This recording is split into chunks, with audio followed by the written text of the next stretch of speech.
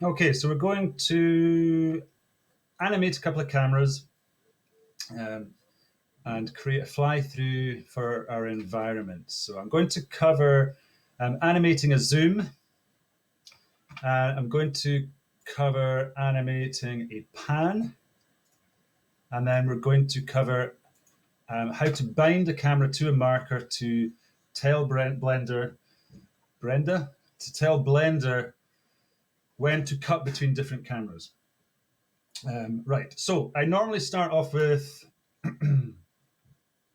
finding a decent position in the 3D viewport and then aligning the camera with that view in the viewport. So I've got the camera selected here, just left clicking on the camera. I've got a fairly decent view in the viewport. So I'm going to zoom in from a distance into the center of this scene here. So the camera is selected, the view menu, and then align view, and align the active camera to view. Talk about what an active camera is in a minute. Okay, just checking the properties of this camera down here in this little camera tab. So it's by default a perspective camera, which is fine. It will just create that distortion where things that are closer are going to be larger than things that are further away. And I think my scene will suit an orthographic camera more. So an orthographic camera just removes that perspective, just like using 5 in the numpad and using your orthographic views. So I'm going to switch to an orthographic view. The only real difference when it comes to animating our zoom is that with perspective camera, you must animate the focal length value. With an orthographic camera, you will be animating the orthographic scale. So that's put me out of whack slightly. So lock camera to view in the view properties here, and just shift in the middle mouse button just to pan and center that reasonably well. Tick to switch it off again. And then I'm going to use the orthographic scale to zoom out. So we're going to start zoomed out and end zoomed in. So I'm just left clicking and dragging to change this value here. So the playhead is in frame 1. I'm going to right click on this value and insert a keyframe. And we have keyframed this camera's orthographic scale at frame 1 to 29.9.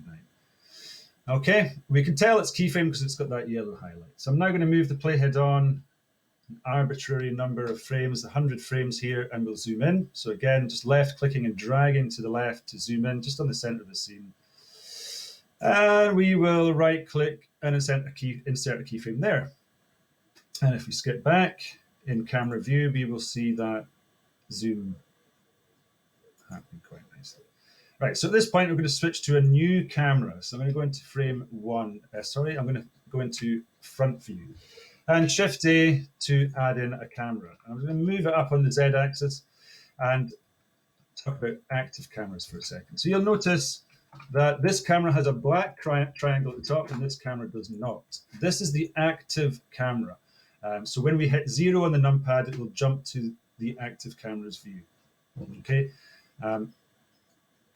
And to start animating this one, we need to set that as the active camera. So we do that with Control 0. So Control 0 instead of just 0. It'll put us into the view of that camera, but it will set that as the active one. So now we can see that that camera has the black triangle. So now when we hit 0, we're looking through that. Okay, so to keyframe it, we need it to be active. So back into a view that we like, I'm going to pan down on the front view. So select the camera, see if this will work again, view, and align active camera to view. And that's not bad, but it's a perspective camera. We'll switch that to orthographic. Lock the camera to our view and use our viewport commands just to position that at the top. And we'll just pan down from the top to the bottom. Switch that back off again. And then we are going to animate the Z value, the position of this camera on the Z axis. We're going to animate the value of that position. So I'm just bringing up the items properties here. And we can, of course, hit I and choose location. But we can also right click and insert a single keyframe just on the Z axis. Okay, if we do I and insert keyframe, it will keyframe the X, Y, and Z.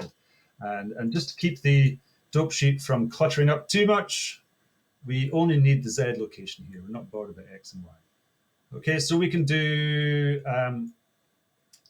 a quick pan by moving forward a couple of seconds. We'll go to frame 170, and we can do G and Z and move it down. Or of course, well, we've got this value, this properties panel open, we can use the slider here as well. So we just adjust the position on the Z axis there, right click, and insert a single keyframe. And if we jump right back to the beginning, because this is our active camera now, when we hit spacebar, we'll not see any of that zoom stuff. We just see what's active. So how do we tell Blender, when it comes to rendering, which cameras to use? If we render it just now, we're just going to get nothing for 100 frames, or this static view here. And then it will switch to the pan.